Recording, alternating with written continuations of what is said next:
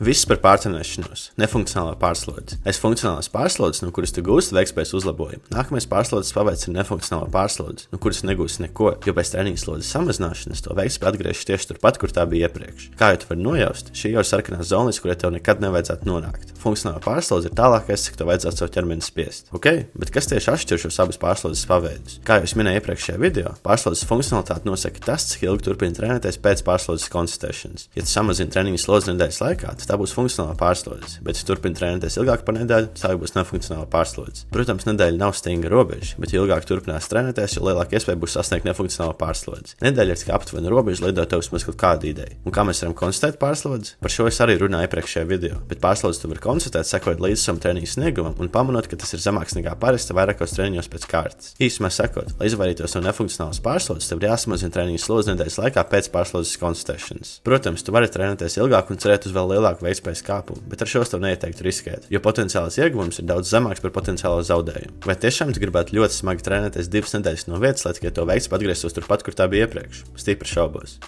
Bet kas ir galvenie iemesli, kas noved cilvēks līdz nefunkcionālajai pārslodzei? Pirmais iemesls ir pašsaprotams - nesakošana līdz savam treniņa sniegumam. Ja tu nezini, ko darīji iepriekšējā treniņā, tu nevari zināt, kad tu sasniedz pārslodzes, tāpēc tu dabīgi turpinās trenēties, kas tev noved līdz nefunkcionālajai pārslodzei un pat vēl tālāk. Otrais iemesls ir akla sekošana treniņa programmai. Protams, lai iegūtu labākos rezultātus, tev ir jāsako treniņa programmai, taču tev arī jāmāk ieklausīties savā ķermenī. Ja tu redzi, ka tu sasniedz pārslodzes, bet atslodzes nedēļa ir ieplānota tikai pēc 2 nedēļām, neturpini trenēties ar sakostiem zobiem. Paņem priekšlaicīgu atslodzes nedēļu, jo sekošana līdz treniņa programmai, lai tikai ataptos ar nefunkcionālas pārslodzes simptomiem, nav to vērta. Trešais iemesls ir pārmērīga noguruma uzkrāšana ārpus treniņiem. Ja tu savā brīvajā laikā spēlē basketbolu, ej pārgājienos un cel māju, tad tu nevarēsi atjaunoties no tik liela treniņa apjoma, cik tu varētu, ja tu šīs lietas nedarītu. Nogurums ir nogurums, un tavam ķermenim ir vienalga, no kurienes tas nāk. Tāpēc, ja tu būsi ļoti aktīvs ārpus treniņiem, tad tu paaugstināsi savu iespējamību sasniegt nefunkcionālo pārslodzi. Un ceturtais iemesls ir nepietiekama kaloriju uzņemšana. Jo mazāk kalorijas tu uzņem, jo mazāks treniņa apjoms, no kur tu vari atjaunoties. Tāpēc svara zaudēšanas fāzēs samazina treniņa apjomu. Necenties trenēties tāpat kā svara uzņemšanas fāzēs, jo tā tu paaugstinās savu iespēju sasniegt nefunkcionālo pārslodzi. Īsumā sakot, nefunkcionāla pārslodze tev sniedz tikai potenciāls zaudējums un nekādus ieguvumus. Ja tu vēlies maksimālu progresu ilgtermiņā, tad tev vajadzētu samazināt treniņa slodzi pāris dienu laikā pēc pārslodzes konstatēšanas. Protams, šis tev varbūt neliks justies kā kārtīgam vecim, kas trenējas arī tad, kad nejūtās labi. Bet, ja tāds ir tavs mērķis, tad man video nav priekš tevis. Mans mērķis ir maksimāls progress ilgtermiņā, un ja trenēšanās pāri konkrētam punktam palielina traumu risku un nesniedz nekādu veiktspējas uzlabojumu, tad es labāk izvēlos sēdēt divānā. Ceru, ka tev šis video noderēja, un tiekamies nākamajā video par atjaunojumu pārtrenēšanos.